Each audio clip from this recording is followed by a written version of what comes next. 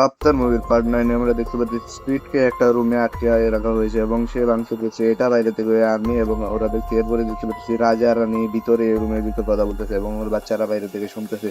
আসলে ওরা একটা বিষয় নিয়ে খুব তর্কাতর্কি করতেছে যে রাজা বলতেছে যে ওর ফ্যামিলি এখন বিপদে, কারণ ওদের উপর প্রচুর অ্যাটাক হচ্ছে, কিন্তু রানী এটা কোনোভাবে মানতেছে না।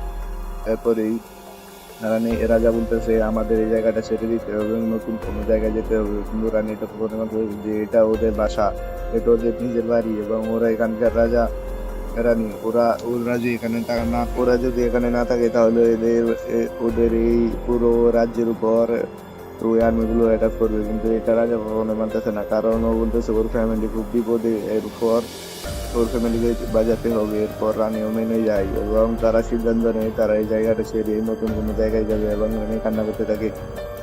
এরপরে আমরা দেখতে পাচ্ছি যে স্পিডকে একটা মেশিনের উপর দিয়ে তাকে জিজ্ঞাসা করা হইতেছে অনেক কিছু, কিন্তু স্পিড কিছুই স্বীকার করতেছে না। ও বলতেছে ও কিছুই জানে না এবং ওর বডি এবং মাথার মধ্যে অনেক কিছু দেখতে পাইতেছে। ওর উপরে আসলে পরীক্ষা নিরীক্ষা করা হচ্ছে, কারণ ও তো অনেকদিন যাবৎ ওই জঙ্গলে ছিল এবং ওই ভিলেনগুলোর সাথে ছিল। এরপরে স্পিডকে একটা রুমে নিয়ে যায় এবং স্পিডকে দেখি আর্মিটা আসলে এই আর্মিটা তো জানে স্পিড ওর ছেলে।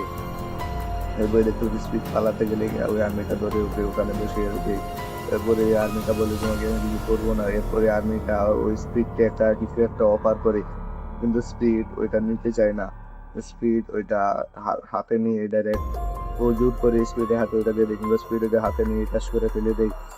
এরপরে আমরা দেখতে পাচ্ছি আর্মি স্পিড ওই লোকটা রাজাকে যান ভিক্ষা দেয় এবং রাজা ওইখান থেকে রানী সহ সবাই পঙ্কিরা ঘোড়াগুলো ওইগুলো দিয়ে ওরা নদীর উপর দিয়ে উড়ে উড়ে কোথাও যাচ্ছে এবং জায়গাটা অনেক সুন্দর লোক এবং সবাই মন ভাঙ মনের অবস্থা তেমন ভালো না। সবাই তাদের নিজের বাড়ি ছেড়ে চলে যাচ্ছে এবং তার নতুন কোনো জায়গার উদ্দেশ্যে রওনা দিচ্ছে। সবারই দেখতে পাচ্ছি কান্না কান্না চেহারা।